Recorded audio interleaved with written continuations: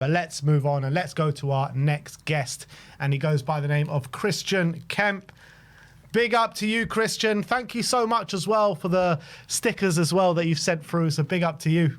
Yeah, I'm glad you guys got those. They turned out well.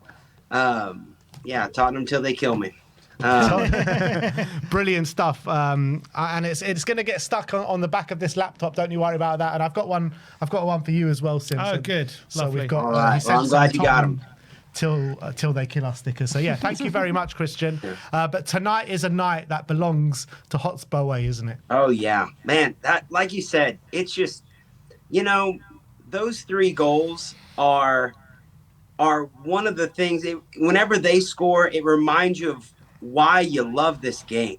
100%. Golly, like, can you imagine like a better? Like, you look at it, you even look at their faces. They're living their dreams. Like first professional goal at Tottenham Hotspur Stadium in a, Europe match. Like, oh my goodness, like they're on like cloud 9. Those are things that you dream about as a kid in the backyard, kicking around the football.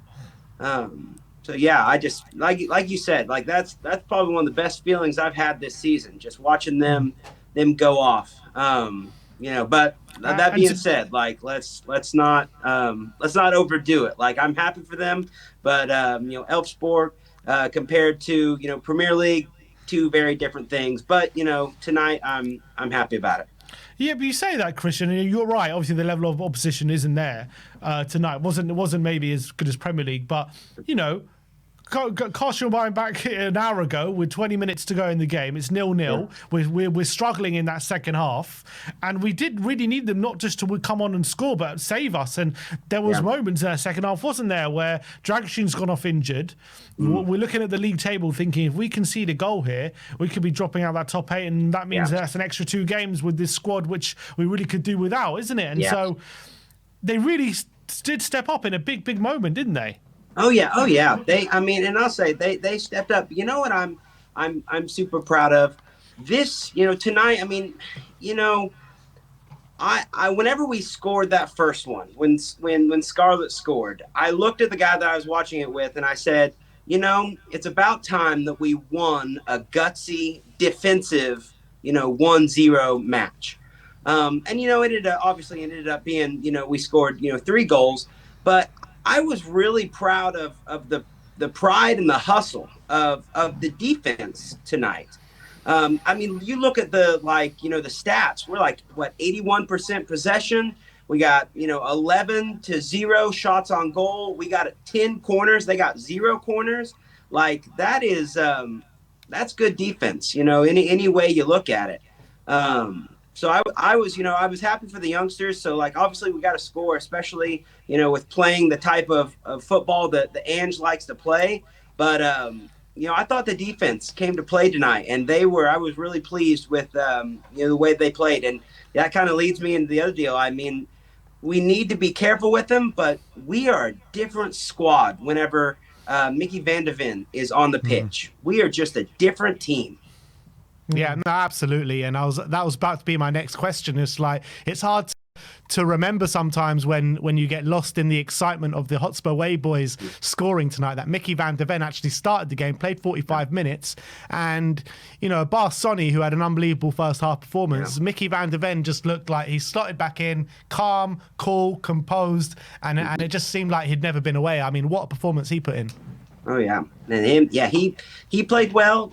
Golly, Mr. Reliable Ben Davis, came in and played pretty well. We don't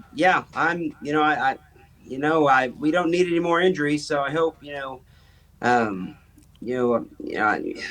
hope keep we him don't on have ice, to man. rush Keep him on ice. Yeah. Talking about not needing injuries, we did probably pick up one, didn't we, with Radu Dragushin in that second half? And how are we going to manoeuvre that situation now with Van de Ven? We're wanting to keep, as you say, we're going to have to be careful with him to make sure he doesn't break down again. But with Dragushin now out, it's going to be even harder to manoeuvre that situation, isn't it, Christian? Yeah, that's the question of the century right there. If I had the answer to that, then I would call Ange right now and let him know. But I mean, you're just, yeah. And I know we said, and I don't like to say things over and over again that we all know, but we all know whenever the board doesn't bring in players, we're playing with fire. Like, and you know, I watched, I think Brian said it last week, and I like the way that he said it, was that, you know, we're playing with fire.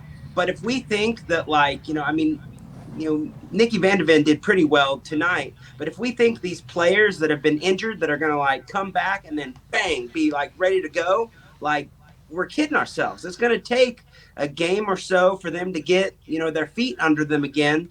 So, you know, I mean, I'm optimistic, and I think that we can make a run at this Europa League, and then, golly, you know, at Liverpool this next Thursday, you know, we performed there. Who knows what could happen? So, like, we still have all the opportunities in front of us, but we need players in, and, you know, until we do, we're playing with fire, and hopefully, you know, I've been looking in the news. I guess you never really know, but hopefully Levy's, now that he's under a little bit pressure, maybe it lights a fire under him. Yeah, I mean, we seem to be scrambling around for anything and everything that we can get in at the moment. We have had a £60 million euro bid accepted for Matthias Tell today, but, you know, no indication if he's willing to accept that. He's willing to come here. Other teams in for him as well. Do you feel like that's a deal that excites you and we can get over the line?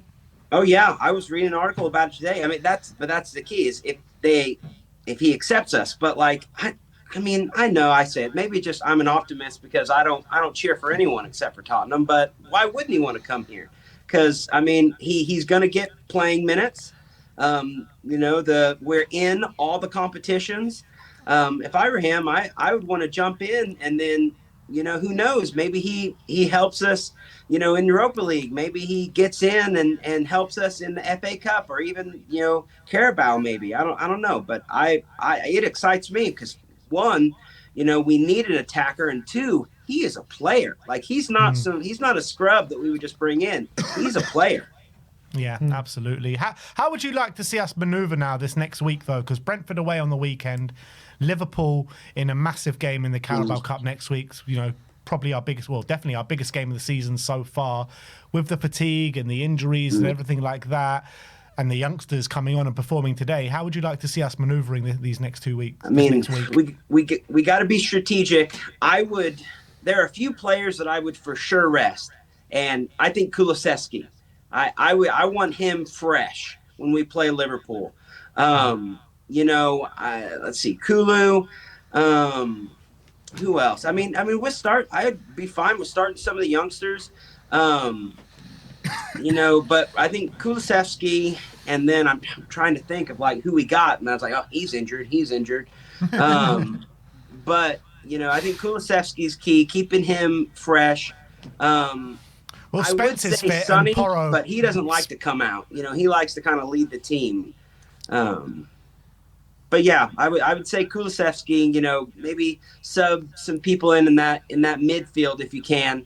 And then, you know, because, golly, we showed tonight, you know, crazy things happen, you know, and when you got confidence and fresh legs, you know, we can take anyone. Absolutely. So big up to you, Christian. Once again, thank you for the stickers that you sent over. Tottenham till they kill us, my friend. Over and out.